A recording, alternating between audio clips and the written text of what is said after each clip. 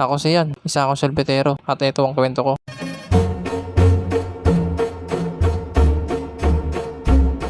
Nalabas ko na nga yung karo ko at makulimlim nga yung panahon ngayon. Mahirap to, baka umulan na naman. At nandito rin nga yung pamangkin ko. Magkika muna sa akin na pamangkin. Bait po talagang bata. Hindi na nga tagal dito. Kasi baka dito pa ako abutan ng ulan. Mahirap na. Hindi pa ako nakakalis. Wala pa akong benta. Nakalabas na nga ako ng skinita namin. At nandito na nga ako sa kalsada namin. Isang panibagong araw na naman nga to sa buhay ko. Kaya tara, samahan niyo ako. Nandito na nga ako sa barangay ng Locos at papunta nga akong palengke. May bibiliin kasi ako. At habang naglalakad nga ako, may tumawag sa akin. Kaya ang ginawa ko, tumabi muna ako dito sa gilid.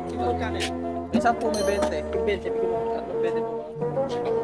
At yun nga, ang ganda ng binumano ko kasi 3.20 agad binili. At sana ngayon araw nga makarami ako kasi sa isang araw bihira lang bumili ng ganito. Tapos ko na ang takalin yung ice cream nila kaya binigay ko na kay kuya.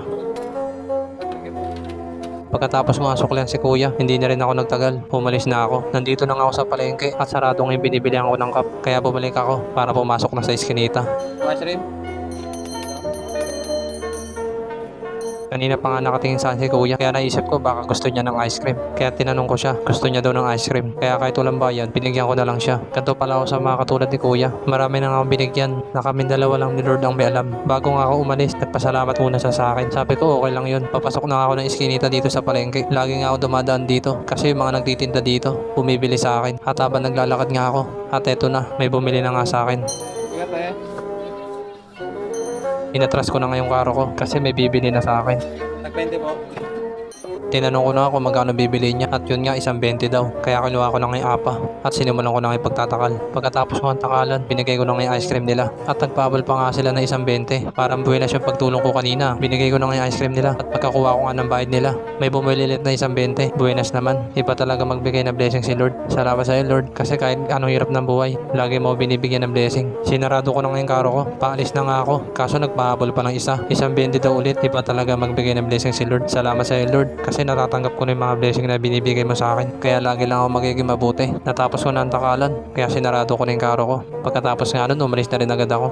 Nakalabas na nga ako ng palengke at nandito na nga ako sa highway ng Dagat-Dagatan. Malapit na nga to sa tropa ko nagbubo ko. Lagi nga ako dumadaan doon kasi kapag nauwaw na ako, sa kanya ako bumibili ng buko. At eto na nga, paliko na nga ako. At pagliko ko nga, sakto nandito yung tropa ko. Kaya tinabi ko muna dito yung karo ko at bumili na nga ako ng buko sa kanya. Madalas pala ako dito. Di pa ako nabablog, tumatambay na ako dito. Pagkabili ko nga ng buko sa kanya, sabi ko sa kanya makikibo muna ako kasi nakakapagod lakad ng lakad at may sinabi nga ako sa kanya. Ano masabi mo? One time na ako.